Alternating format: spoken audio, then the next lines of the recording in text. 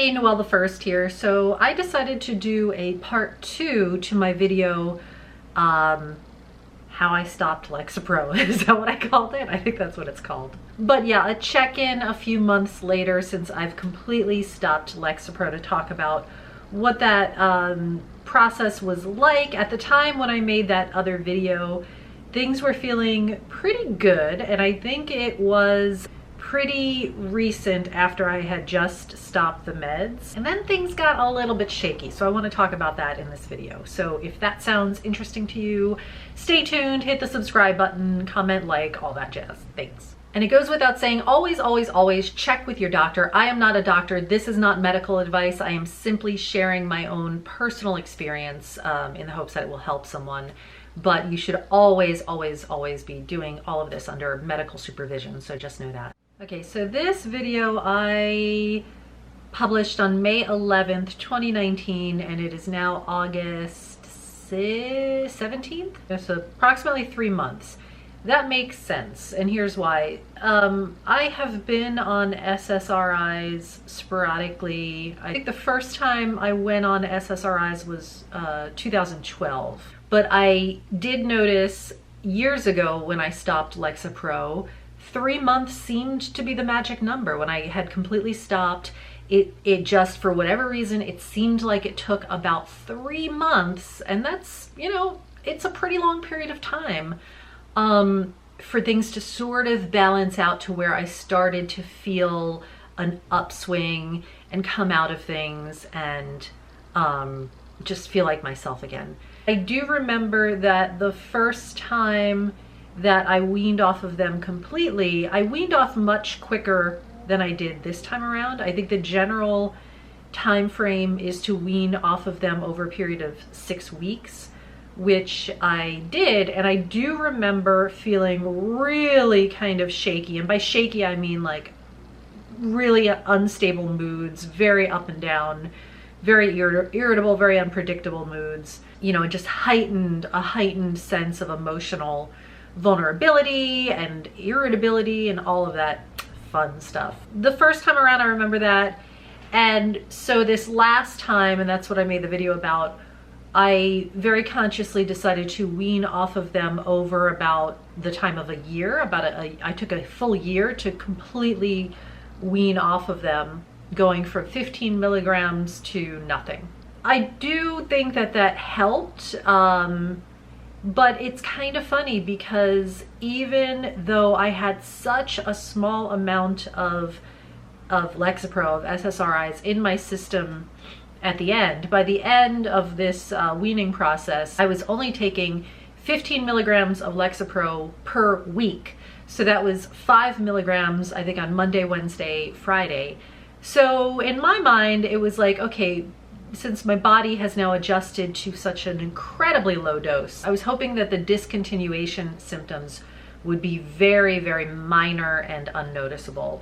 And at first it seemed like they were, but I have to say, I fell into a pretty bad slump. Now, I can't say how much of that was completely due to the discontinuation of my meds and how much of it was circumstantial. What circumstances would contribute to that? Well, you know, the year before, at the same time, I was planning my wedding. And anyone who's planned a wedding knows how much mental space that takes up. It really keeps you occupied. And it's also, when you're planning for something big like that, you're looking forward to the future. Boy, my hand looks real big. Look at that. So when you have something to look forward to, I think it helps to keep you from getting depressed. After my wedding, which was November of 2018, we went right into the holidays, right? So holidays, that can be a fun time. You're around you're social, you're around a lot of friends. And then once the holidays passed, then we were planning our honeymoon. So I was really looking forward to that. We went to Maui, which I have videos about, and it was amazing. And Maui is just idyllic and beautiful. And so that was occupying my mental space for a while. And then right after we came back from Maui was when I stopped the SSRIs. And circumstantially, it's like, okay, now for the rest of the year, I didn't have anything to look forward to, anything definite to look forward to. You know, I wasn't planning a wedding anymore. You know, we're not planning on having kids, right? So it's not like I was consumed by that process of trying to get pregnant or anything like that. So I think that just the lack of having something specific to look forward to, that is definitely a contributing factor to feeling a little depressed, in addition to having stopped my meds. The other thing was work was really slow for me. So this year, right around that time that I stopped my meds, things just got really, really slow work-wise. So I do voiceover, and it just seemed like auditions had slowed down. My regular clients didn't seem to be as busy. I wasn't booking anything new. And so that also contributed to my feeling depressed. And, you know, so like I said, it's kind of hard to say, you know, if those other things were in place, right? If it was a really busy time, would that have just kept me occupied enough to not fall into this depression? I don't know. I also know that one of the strongest symptoms I had from discontinuing Lexapro was really bad insomnia for a while. And sleep, I mean, it really affects your day-to-day function. I wouldn't sleep well, and then I would feel so low energy, and that kind of brain fog during the day where I just felt like completely unmotivated to do anything.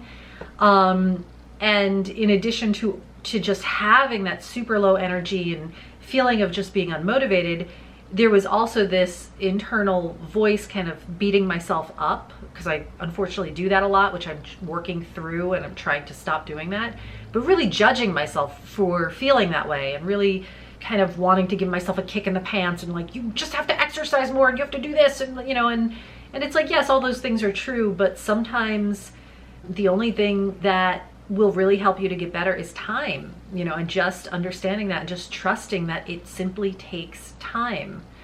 But yes, exercise is also a helpful tool I've found when I am feeling lower. If I can just do a little bit of consistent exercise every day or every other day, that really helps keep my mood up.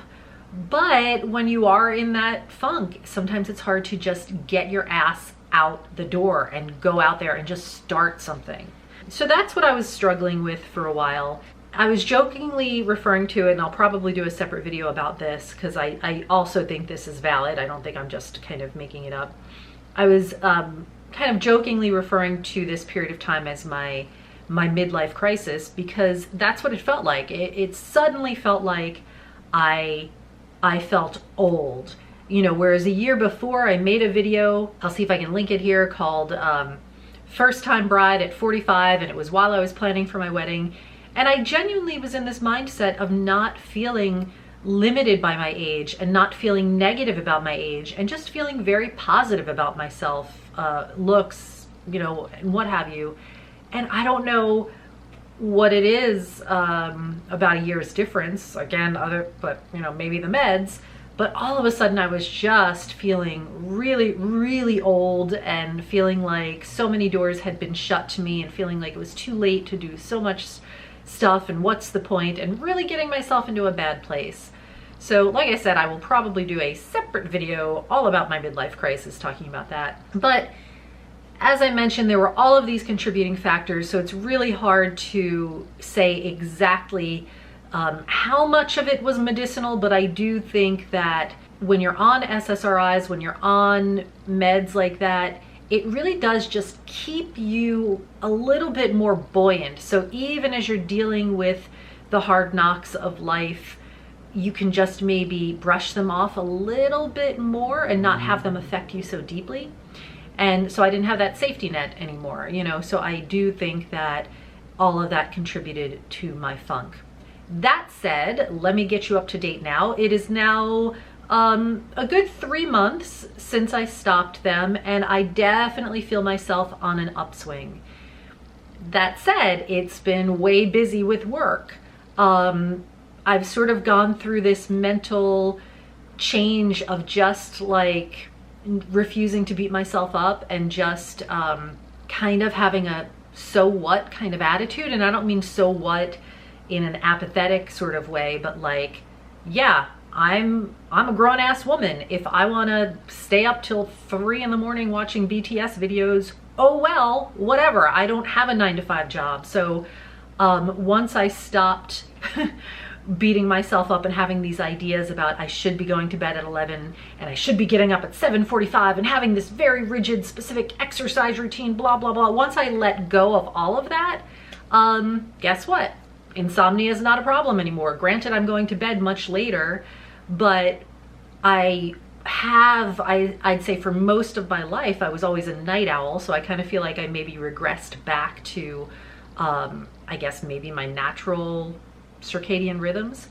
And once I kind of just was accepting of that, I now see that I am starting to go to bed a little bit earlier, you know, and slowly start to get up a little bit earlier too.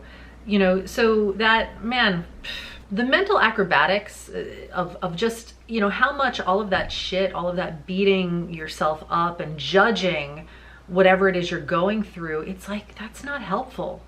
Like, you wouldn't want a friend to be like that. And yet we allow ourselves to fall into the trap of such negative self-talk and judgment. And for me, I also catastrophize. You know, I think, oh, if you're staying up late and you're doing this, it means you're a failure, and then it's gonna get worse, and it's gonna snowball, and then you're just gonna be not leaving the house, and you're gonna be a recluse. And it's like, well, we're nowhere near that scenario, so why, you know, catastrophize it and awfulize it and assume things are gonna go that way, when the reality is, you know, I have a few weeks of not being as productive as maybe I want to be, but then I sort of organically come out of it. So right now I'm feeling good. I'm feeling optimistic. I'm feeling positive. I will keep you updated if that changes. I am not opposed to going back on the meds at all, and I'm not judgmental. I didn't do this because I think that meds are bad. It was just a personal decision for me.